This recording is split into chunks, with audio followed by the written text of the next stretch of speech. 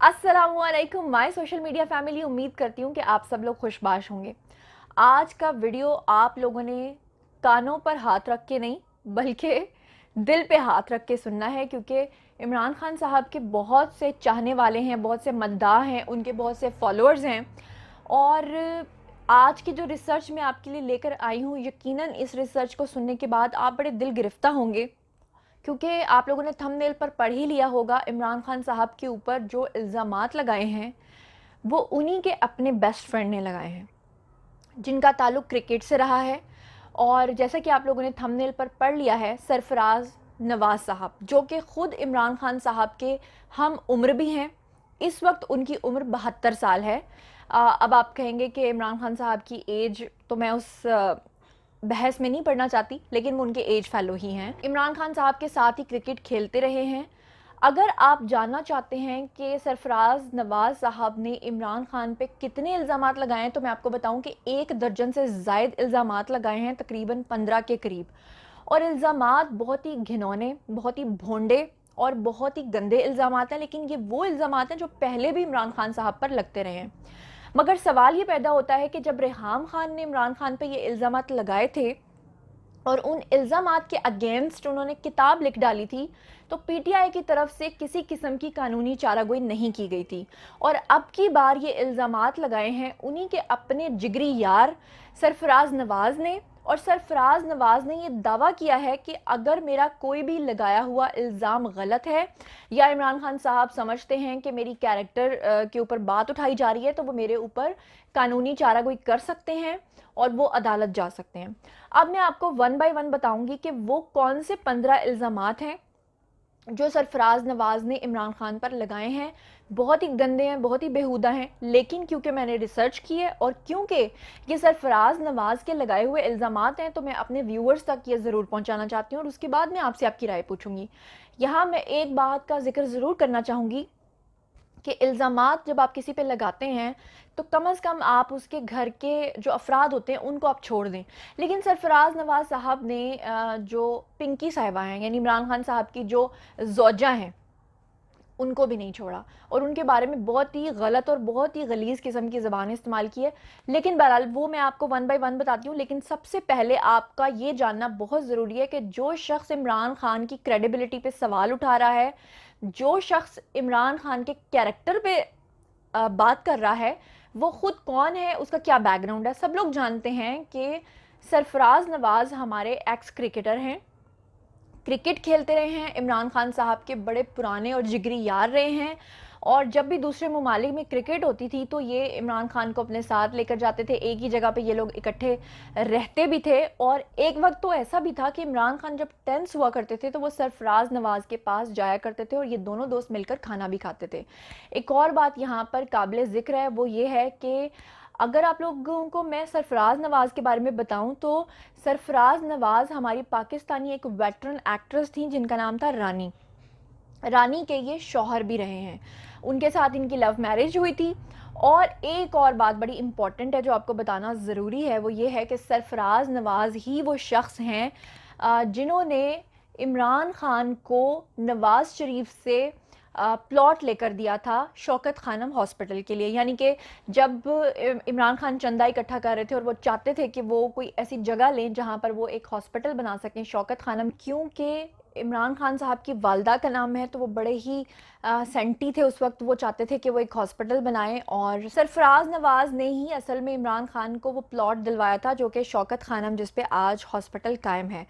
अब सरफराज नवाज़ ने जो इल्ज़ामात लगाए हैं वो कोई सिंपल तरीके से इल्ज़ामात नहीं लगाए, बल्कि उन्होंने शायराना अंदाज में शायरी करके इल्ज़ामात लगाए हैं। वो कैसे लगाए हैं कि आप सब लोग जानते हैं कि आजकल क्या होता है कि जब भी कोई इमरान खान साहब के ऊपर उंगली उठाता है या कोई इल्ज़ाम लगाता है या उनकी कैरेक्टर के बारे में बात करता है, तो जो खान साहब का सपोर्टर होता है या जो पीटीआई का बंदा होता है, वो आगे से कहता है कि चाहे कुछ भी है, चाहे इमरान खान साहब ने कुछ भी किया है, लेकिन वो है बंदा ईमानदार, उसने करप्शन नहीं की, वो है बेदाग आदमी। तो इस चक्कर में जो सरफराज नवाज़ हैं उन्होंने बेदाग और ईमानदार की एक جیسے قافیہ ردیف بناتے ہیں نا، اس طرح سے انہوں نے قافیہ ردیف بناتے ہوئے شاعری کے صورت میں عمران خان پہ 15 الزامات لگائے ہیں، اور ہر مصرعے کے آخر میں انہوں نے بے داغ اور ایماندار کا استعمال کیا ہے لفظ۔ تو چلیے آئیے میں شروع کرتی ہوں ان کے سب سے پہلے الزام سے۔ سب سے پہلا الزام جو کہ ساری دنیا لگاتی ہے، جیسے کہ میں نے بتایا کہ ریحام خان نے بھی اپنی کتاب میں لگایا تھا، وہ یہ ہے کہ سرفراز نواز یہ کہتے ہیں کہ 1987 میں جب ہمارا میچ ہو رہا تھا انگلینڈ کے ساتھ، تو تب جو ہے عمران خان اچھی پرفارمنس نہیں دے پائے تھے، اور وہاں سے ڈپریس ہونے کے بعد وہ سیدھا پہنچے اپنے دوست یعنی کہ سرفراز نواز کے پاس، اور ان کے ہمراہ ان کے 3 دوست بھی تھے، جس میں ایک عبد القادر تھے۔ عبد القادر کا نام آپ نوٹ کر لیجئے، کیونکہ آگے جا کے میں آپ کو عبد القادر کے بارے میں بھی بات بتانے والی ہوں۔ تو سرفراز نواز یہ کہتے ہیں کہ 1987 میں جب عمران خان اچھی پرفارمنس انگلینڈ کے اگینسٹ نہیں دے پائے، اچھی بولنگ نہیں کر پائے تھے، تو وہ کافی ٹینس ہو چکے تھے۔ وہ اپنے 3 دوستوں کے ساتھ، جس میں ایک محسن خان بھی شامل تھے اور دوسرے عبد القادر بھی شامل تھے، اور ایک اور دوست شامل تھے جن کا نام تھا سلیم ملک۔ تو ان 3 دوستوں کے ہمراہ عمران خان جو ہیں وہ سرفراز نواز کو ملنے کے لیے آئے تھے انگلینڈ کے اندر، اور وہ یہ کلیم کرتے ہیں، وہ یہ الزام لگاتے ہیں، وہ یہ کہتے ہیں کہ عمران خان جب وہاں پر آئے تھے تو کیونکہ وہ اتنے ٹینس تھے تو اپنی ٹینشن کو دور کرنے کے لیے وہ منشیات کا استعمال کر رہے تھے، اور مزید آگے بڑھتے ہوئے انہوں نے الزام لگاتے ہوئے یہ کہا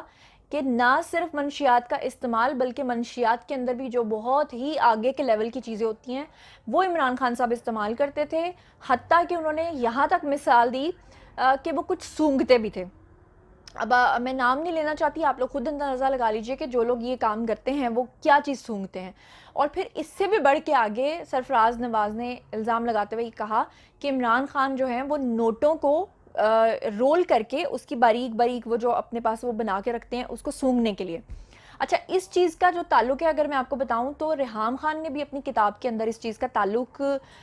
بتایا ہے۔ انہوں نے بتایا تھا کہ ایک دفعہ ان کو پیسوں کی ضرورت پڑی تھی تو عمران خان صاحب نے ان کو جو نوٹ دیے تھے وہ سارے کے سارے رول ہوئے تھے۔ اچھا جی، الزام لگانے کے بعد سرفراز نواز نے کہا لیکن بندہ ایماندار اور بے داغ۔ اب آگے بڑھتے ہوئے سرفراز نواز اور بھی سنگین الزام لگاتے ہیں۔ وہ کہتے ہیں کہ عمران خان نے اپنا ایک دوست بنایا، ان کا اشارہ ان کی موجودہ بیوی جو ہیں، زوجہ جو ہیں، ان کے شوہر کی طرف ہے، ایکس شوہر کی طرف۔ تو سرفراز نواز کہتے ہیں کہ عمران خان نے اپنا ایک یار بنایا، ایک دوست بنایا، پھر اس دوست کی بیوی کو نکال لیا، اور پھر جب اس کی طلاق کروائی تو طلاق کے بعد عدت کا ٹائم پیریڈ بھی پورا نہیں کرنے دیا، اور بنا عدت کے ہی اس عورت کے ساتھ جو کہ 5 بچوں کی ماں تھی شادی کر لی، لیکن بندہ بے داغ اور ایماندار۔ یہ کہا سرفراز نواز نے، یہ ایک بہت بڑی بات ہے۔ تو سرفراز نواز صاحب سے جب یہ پوچھا گیا کہ آپ جو الزامات لگا رہے ہیں اسے ڈینائی کر سکتے ہیں عمران خان صاحب، وہ آپ کے اوپر حتک عزت کا دعویٰ کر سکتے ہیں کہ آپ ان پہ غلط الزامات لگا رہے ہیں، تو اس پہ سرفراز نواز اور بھی آگے بڑھتے ہوئے اور کانفیڈنٹ ہوتے ہوئے کہتے ہیں کہ اگر میں نے کوئی بھی غلط الزام لگایا ہے تو میں کھلا چیلنج کرتا ہوں پوری پی ٹی آئی کو، عمران خان کو، کہ وہ میرے خلاف حتک عزت کا دعویٰ دائر کر سکتے ہیں۔ اچھا، اس سے بھی آگے بڑھ کر سرفراز نواز یہیں پہ نہیں رکتے، وہ کہتے ہیں کہ آپ لوگ کہتے ہیں کہ عمران خان کردار کا غازی ہے، جبکہ میں اس کے بارے میں یہ کہوں گا کہ وہ رنگ رلیاں مناتا ہے مگر کردار کا غازی ہے، یعنی کہ بندہ بے داغ اور ایماندار۔ پھر اس سے بھی آگے بڑھ کے وہ کہتے ہیں کہ عمران خان نے اپنی ایک معشوقہ بنائی، اس میں سے ایک بچی پیدا کی، اور پھر اس بچی کو باپ کا نام دینے سے انکار کر دیا، مگر بندہ بے داغ اور ایماندار۔ یہ بھی انہوں نے کہا، الزام لگایا۔ پھر اس سے بھی آگے بڑھتے ہوئے انہوں نے کہا کہ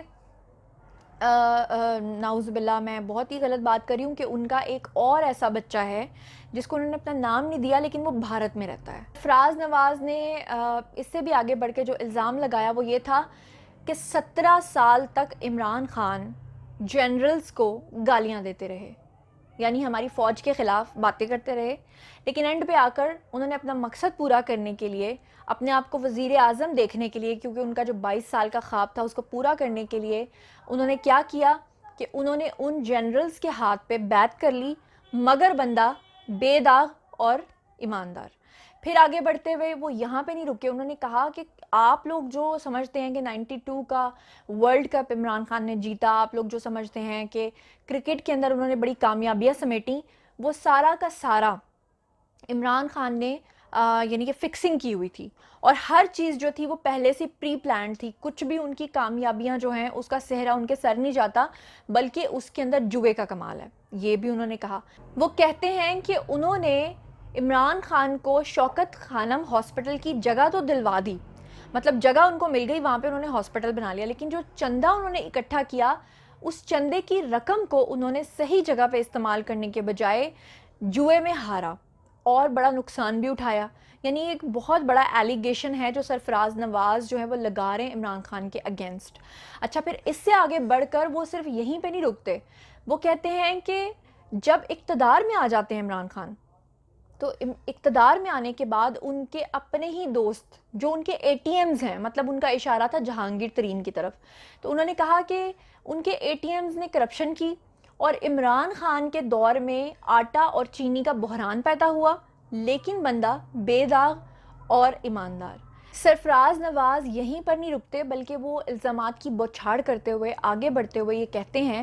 کہ عمران خان کبھی ایک اچھے دوست ثابت نہیں ہوئے. وہ مثال دیتے ہیں عبد القادر کرکٹر کی. عبد القادر کرکٹر کے بارے میں وہ کہتے ہیں کہ وہ عمران خان کے بڑے جگری یار تھے، اور جب وہ کرکٹ کھیلا کرتے تھے تو ایک مرتبہ ان کو تحفتاً ایک گاڑی ملی، لیکن انہوں نے اپنی نئی گاڑی کی چابی جو ہے وہ عمران خان کو تھما دی، کیونکہ ان کا یہ کہنا ہے کہ عمران خان کا شروع سے یہ شوق تھا کہ وہ اپنے امیر دوستوں سے فائدہ اٹھاتے تھے، جیسے کہ جہانگیر ترین ان کے جہاز کو استعمال کرتے تھے، ان کے جیٹ کو، پرائیویٹ جیٹ کو استعمال کرتے تھے آنے جانے کے لیے. تو انہوں نے کہا کہ اسی طرح عبد القادر جو ہیں انہوں نے اپنی نئی گاڑی کی چابی عمران خان کو دے دی. لیکن وہ آگے بڑھتے ہوئے بتاتے ہیں کہ عبد القادر کا جب جنازہ ہوا، جب ان کی ڈیتھ ہوئی، تو عمران خان وہاں پر نہیں پہنچے. ان کا مقصد یہ تھا کہ وہ ایک انتہائی مفاد پرست اور مطلب پرست آدمی ہیں، اسی لیے وہ عبد القادر کے جنازے پر نہیں گئے. اس سے آگے بڑھتے ہوئے وہ مثال دیتے ہیں، وہ کہتے ہیں کہ عبد القادر وہی شخص ہیں کہ جب عمران خان، آپ کو یاد ہوگا کہ خطاب کرتے ہوئے ایک دفعہ کرین سے نیچے گر گئے تھے، جہاں پر وہ کھڑے تھے وہاں پر خطاب کر رہے تھے تو نیچے گر گئے تھے. تو اس وقت بھی جو خطاب ہو رہا تھا، جو سپیچ ہو رہی تھی، وہ عبد القادر ہی کر رہے تھے. لیکن ان کا کہنا تھا سرفراز نواز کا کہ ہر اچھے برے وقت میں ساتھ دینے والے عبد القادر کے جنازے تک پہ عمران خان شامل ہونے کی انہوں نے زحمت نہیں کی، مگر بندہ بے داغ اور ایماندار. آگے بڑھتے ہوئے یہ بات بھی کرتے ہیں کہ لنڈن کے اندر جو شخص عمران خان کو سپلائی کرتا تھا یہ سب چیزیں جو وہ منشیات کا استعمال کرتے تھے، تو وہ چیزیں جو سپلائی کرتا تھا وہ اس کا جو نام تھا وہ تھا کم کمار، جو کہ وہاں پہ پارک لین کے پاس رہتا تھا، اور بلکہ پارک لین کے اندر رہتا تھا. تو کم کمار کے حوالے سے بھی انہوں نے کہا کہ اگر کچھ لوگوں کو مجھ پر شک ہے کہ میں جھوٹ بول رہا ہوں یا میں عمران خان کے اوپر غلط الزامات لگا رہا ہوں، تو یہ الزامات صرف میں نہیں لگا رہا، بلکہ یہ الزامات عمران خان کے جتنے بھی قریبی دوست ہیں وہ سب جانتے ہیں کہ عمران خان اس طرح کے شخص ہیں. اور وہ اس سے بھی آگے بڑھتے ہوئے کہتے ہیں کہ اگر میں جھوٹا ہوں یا عمران خان کو لگتا ہے کہ میں نے غلط باتیں کی ہیں، تو عمران خان میرے خلاف قانونی چارہ گوئی کریں. اور اس کے بعد وہ اپنی بات کو ختم کر دیتے ہیں. میں چاہوں گی کہ اگر میں آپ کو ان کا وہ ویڈیو دکھا سکوں، اگر اس پہ مجھے یوٹیوب پہ کوئی مسئلہ نہ آئے، تو میں آپ کو چاہوں گی کہ وہ ویڈیو دکھاؤں تاکہ آپ کو پتہ چل سکے کہ انہوں نے کیا کہا. انہوں نے یہ جو سارا ویڈیو بنایا اس کا جو مقصد تھا وہ یہ تھا کہ آپ جو عمران خان کو سمجھتے ہیں کہ وہ بے داغ ہیں اور وہ ایماندار ہیں، ایسا کچھ بھی نہیں ہے.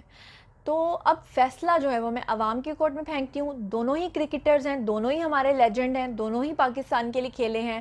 عمران خان اپنی جگہ کرکٹ کھیلتے رہے، وہ اپنی جگہ کھیلتے رہے، دونوں کی خدمات پاکستان کے لیے ہیں. خدا جانے کون سچ کہتا ہے کون جھوٹ کہتا ہے، لیکن یہ کہنا کہ اگر میں جھوٹ بول رہا ہوں تو میرے خلاف آپ آئیں اور قانونی چارہ گوئی کریں،